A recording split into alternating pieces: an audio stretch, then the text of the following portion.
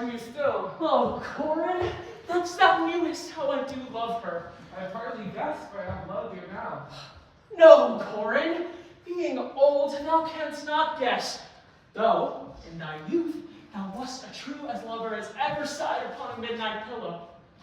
But if thy love were ever like to mine, as sure I did think never man loved so, how many actions most ridiculous has thy been drawn to by thy fantasy? And through 1,000 that I forgot. Oh, then this thou never loved so heartily. Thou rememberest not the slightest folly that love ever did make thee run into.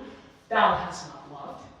Or, if thou hast not sat, as I do now, wearing thy hearer in thy mistress's praise, thou hast not loved. Or, if thou hast not burst from company abruptly, as my passion makes me now, thou hast not loved. Oh, Phoebe! Oh, Phoebe! Oh, Phoebe! Sweet Phoebe, do not scorn me! Do not, Phoebe! Say that you love me not, but say not so in bitterness. The common executioner, whose heart the accustomed sight of death makes hard, falls not the axe upon the humble neck, but first begs pardon. Will you sterner be than he that lives and dies by bloody drops? I would not be thy executioner. I fly thee, for I would not injure thee. Thou tellest me there is murder in thine eye. 'Tis pretty sure and very probable that eyes are the frailest and softest things who shut their coward gaze on enemies should be called tyrants, butchers, murderers. Now I do frown on thee with all my heart. And if mine eyes can wound, now let them kill thee. Now show the wound mine eye hath made in thee. Oh, dear Phoebe, if ever, as ever may you hear, you meet in so fresh cheek the power of fancy, then shall you know the blooms invisible that love-keen arrows make. But till that time, come not thou near me. And when that time comes, afflict me with thy mocks. Pity me not, as till that time I shall not pity thee. And why, I pray you? Who might be your mother that you insult, exalt, and all at once over the wretched? What though you have no beauty? Must you therefore be proud and pitiless? Why, what means this? Why do you look on me? I see no harm in an ordinary nature's sail work. Once my little life, I think she means to tingle my eyes too. No! Faith, proud mistress, hope not after it.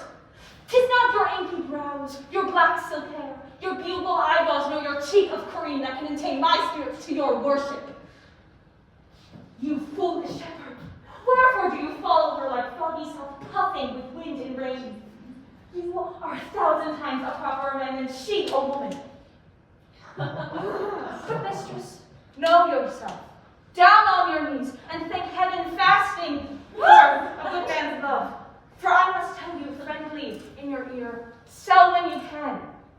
You are not for all markets. Oh. Cry the man mercy, love him, take his offer. Foul is most foul, being foul to be a scoffer. So take her to thee, shepherd. Fare you well. Sweet youth, I pray you chide and hear together. I had rather hear you chide than this man woo. I pray you do not fall in love with me, for I am falser than thou hast made in mine. Besides, I love you not. Come, sister. Shepherdess, look on him better, and be not proud. So all the world can see, none can be so abused in sight as he. Come to our flock. Dead shepherd, now I find thy saw of might. Who ever loved that loved not at first sight? Sweet Phoebe, pity me. Well, I am sorry for thee, gentle Silvius. If you do sorrow at my grief and love, a giving love, your sorrow and my grief were both exterminate. Silvius, the time was that I hated thee, and yet it is not that I bear thee love, but since that thou canst talk of love so well, thy company, which erst was irksome to me, I will endure, and I will employ thee too. Knowest thou the youth that spoke to me erewhile? Not very well. I have met him oft. He had bought the cottage and the bounds that the old Carlet was master of. Think not I let him go, I ask for him. 'Tis but a peevish boy, yet he talks well. But what care I for pleases those that hear. It is a pretty youth. Not very pretty, but sure, he's proud, and yet his pride becomes him. He'll make a proper man. The best thing in him is his complexion, and faster than his tongue did make offenses, I did hew it up. There be some women, Silvius, had they marked him in parcels as I did, would have gone near to fall in love with him. But for my part, I love him not nor hate him not. And yet I have more cause to hate him than to love him. For what had he to do to chide at me? He said, my eyes were black and my hair black, and now I am remembered scorned at me. I marvel why I answered not again. But else one, a minute's is no prudence. I shall write to him a very taunting letter, and thou shalt bear it. Wilt thou, Silvius? Oh, Phoebe, with all my heart. I'll write it straight. Go with me, Silvius. I'm pretty youth. My entrance to you, fair youth. My gentle Phoebe did bid me give you this. I know not the contents, but as I guess by the stern brow and this action she did use by writing of it, it bears an angry tenor. Pardon me, I'm but as guiltless messenger. Patience herself would startle at this letter and play the swagger. What did I do? Her love is not the hair that I do want. Why writes she so to me? Well, Shepherd, well, this is a letter of her own device. No, I protest, I know not the contents. Phoebe did write this. You are fool and turned into the extremity of love. I saw her hand. She has a letter hand. I say she never did invent this letter. This is a man's invention and his hand. Will you hear the letter? So please you, for I've not heard it yet, and heard so much of Phoebe's cruelty. She Phoebe's me. Whilst the eye of man did woo me, that could do no vengeance to me. Whilst you chide me, I did love. How then might your prayers move? He that brings this love to thee, little knows this love in me. Or else by him my love deny, and then I'll study how to die. Alas, poor shepherd, Do you pity him? No, he deserves no pity. Well, go your ways and say this to her, that if she love me, I charge her to love thee. If she will not, I will never have her until thou entreat for her. Good morning. youth, you have done me much ungentleness to show the letter that I writ to you. I care not if I have. It is my study to seem despiteful and ungentle to you. You are then followed by a faithful shepherd. Look upon him, love him, he worships you.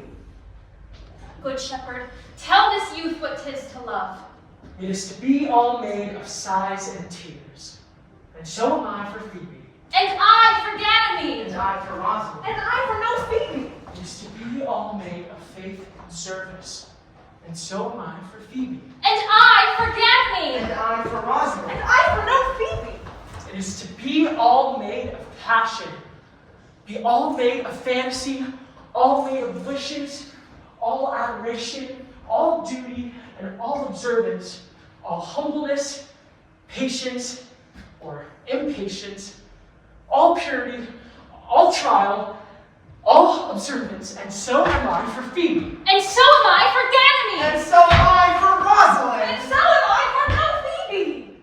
If this be so, why blame you me to love you? If this be so, I blame you me to love you. If this be so, I blame you me to love you. Why do you speak too? I blame you to love you. To her that is not here, nor doth not hear. Pray you no more of this, just like the howling of Irish wolves against the moon. I will help you if I can. I would love you if I could. Tomorrow meet me all together. I will marry you if ever I marry woman, and I shall be married tomorrow. I will satisfy you if ever I satisfy man, and you shall be married tomorrow. I will content you if what pleases you content you, and you shall be married tomorrow. As you love Rosalind meet, as you love Phoebe content, as I love no Phoebe, I'll meet. So fare you well, I have left you commands. I must fail if I live. Nor I. Nor I.